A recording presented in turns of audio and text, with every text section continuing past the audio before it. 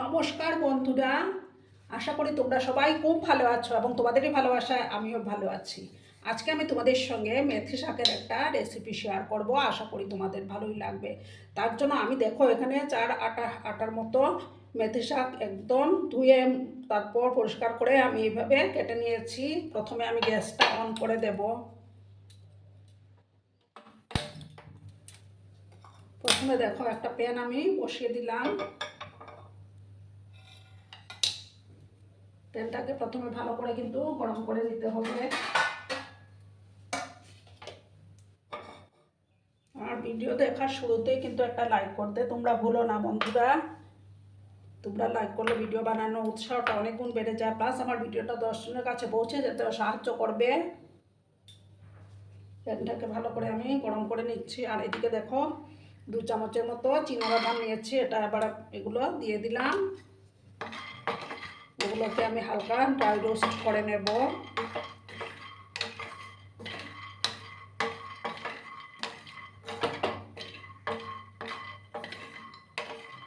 হালকাভাবে dry roast করে নিতে হবে।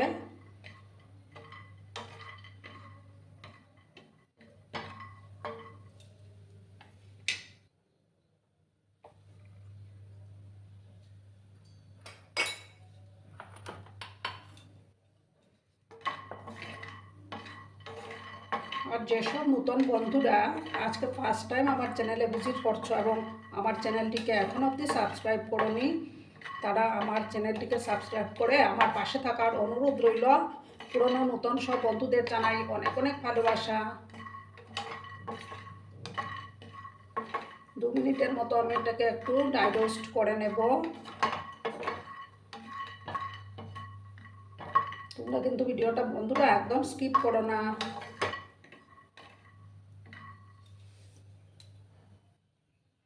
বন্ধুরা, এবার আমি এটার মধ্যে 2 চামচ সাদা তিল দিয়ে দেব, কারণ বাদামটা তো ভাজতে একটু টাইম লাগে আর সাদা তিল চট করে হয়ে যায়।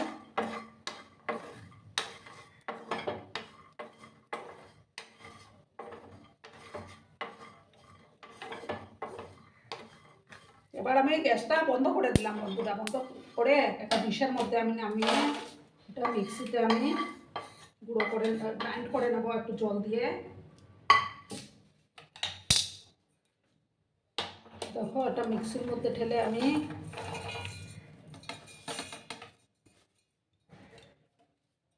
জল দিয়ে আমি এটার একটা মিহি পেস্ট তৈরি করে নিচ্ছি, ঠিক আছে? দেখো বন্ধুরা, আমার পেস্টটা তৈরি করা হয়ে গেছে। এবার আমি প্যানের মধ্যে তেল দিয়ে দিয়েছি, তেলটাও গরম হয়ে গেল। এবার আমি 5 চামচের মতো দিয়ে দিলাম।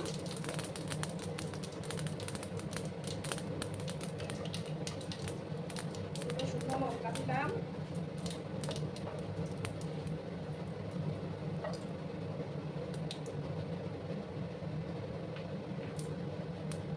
আর দেখো আমি একটা পেঁয়াজ কুচি করে রেখেছিলাম, সেই পেঁয়াজ কুচিটা আবার দিয়ে দিলাম।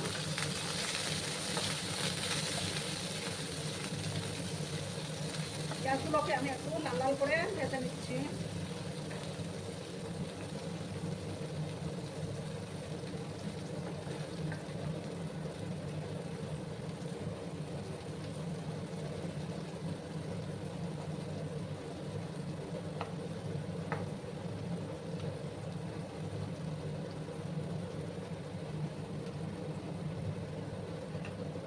আর দেখো কিছুটা 10-12টা রসুন কুচি দিয়ে দিলাম আমি, একসাথে ভাজা হয়ে যাবে। অনেকেই দেখবে বন্ধুরা মেথি শাক খেতে পছন্দ করে না, এইভাবে বানিয়ে দিলে কিন্তু আঙুল চেটে চেটে খেয়ে নেবে। তোমরা বাড়িতে অবশ্য ট্রাই করো বন্ধুরা। পেঁয়াজগুলোকে আর একটু লাল করে আমি ভেজে নেব বন্ধুরা। এবার আমি একটা টমেটো কেটে রেখেছিলাম, সেই টমেটো কুচিটাও দিয়ে দিলাম।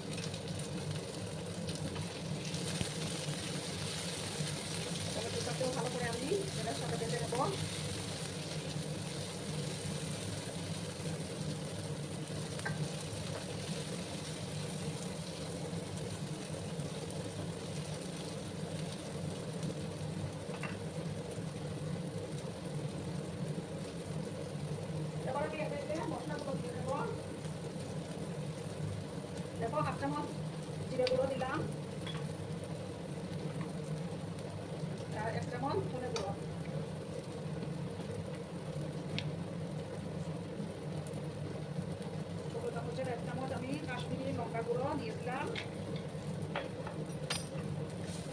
আমি সামান্য একটু জল অ্যাড করে দিচ্ছি যাতে মশলাটা না ধরে যায়।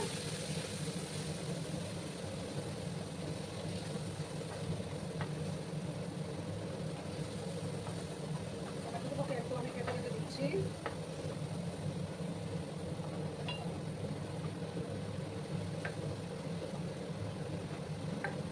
এবার আমি পরিমাণ মতো হলুদের গুঁড়ো আর লবণটা আমি অ্যাড করে দেবো।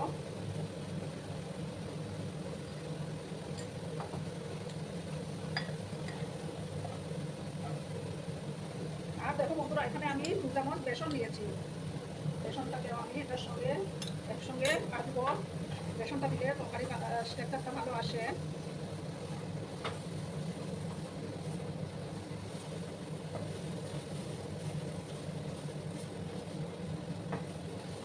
গ্যাসের আঁচটা কমিয়ে আমি একটু ভাজা ভাজা করে নেব।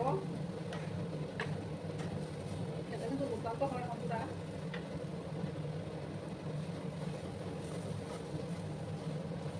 একটু সময় আমি ভেজে নিচ্ছি এগুলোকে।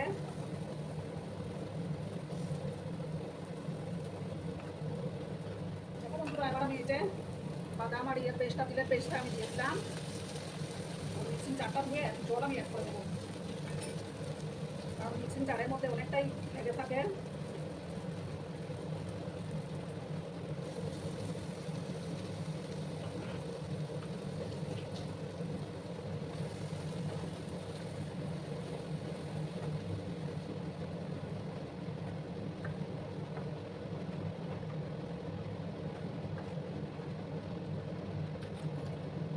দেখো বন্ধুরা, এবার আমি এই প্যানটাকে আমি ওদিকে গ্যাসে ট্রান্সফার করে নেব।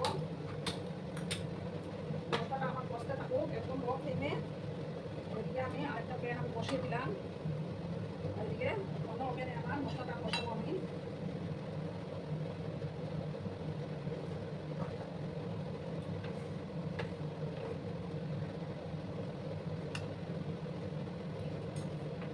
এবার দেখো বন্ধুরা, এর মধ্যে আমি 1 চামচ ঘি দেবো। ঘিটাকে প্রথমে ভালো করে মেল্ট করতে দেবো। আমার ঘিটা গরম হয়ে গেছে। এবার আমি কয়েক কোয়া রসুন দিয়ে দিলাম আর তার সাথে আমি এবার মেথি শাকগুলো দিয়ে দেবো।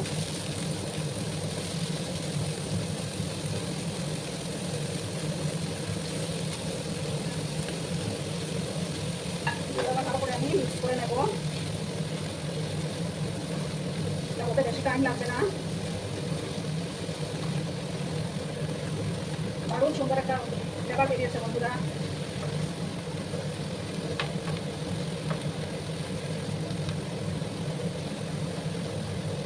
এই মেথি শাকের জল যখন না শুকাচ্ছে তখন আমি এটা কষিয়ে নেবো ভালো করে। বন্ধুরা, মেথি শাকগুলো কমে অল্প হয়ে গেছে, মানে একদম মজে গেছে বন্ধুরা। এবার আমি মেথি শাকগুলো ঢেলে দেবো এটার মধ্যে।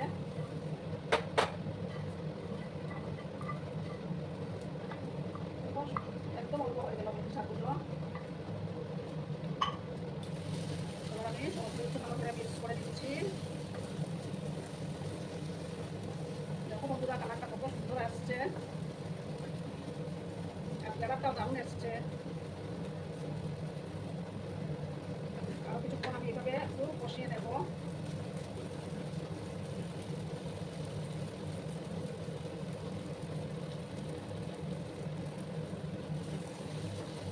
এবার দেখো আমি সামান্য জল অ্যাড করে দিচ্ছি।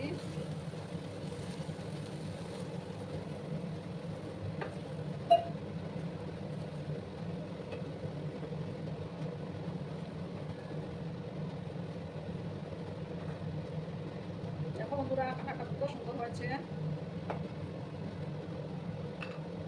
এবার আমি এটাকে একটু 2 মিনিটের মতো ঢাকা দিয়ে রান্না করে নেব।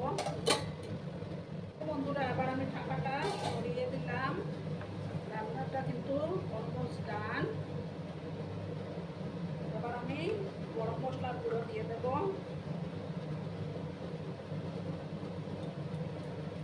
শাহি গরম মশলার গুঁড়োটা দিয়ে ভালো করে আবার মিক্স করে নেব। গন্ধে মোমো করছে বন্ধুরা।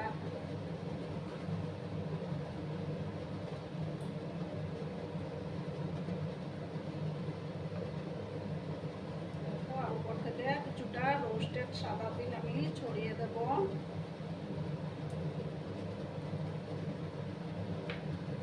এবার আমি গ্যাসটা অফ করে দিলাম, ঠিক আছে? অফ করে একটা ডিশের মধ্যে আমি সার্ভ করে দেব। ও বন্ধুরা, আমি সার্ভ করে দিয়েছি। কেমন হয়েছে অবশ্যই কমেন্ট করে বলো। কিন্তু তোমাদের এই সুন্দর সুন্দর কমেন্টগুলো পড়তে আমার কিন্তু দারুণ লাগে।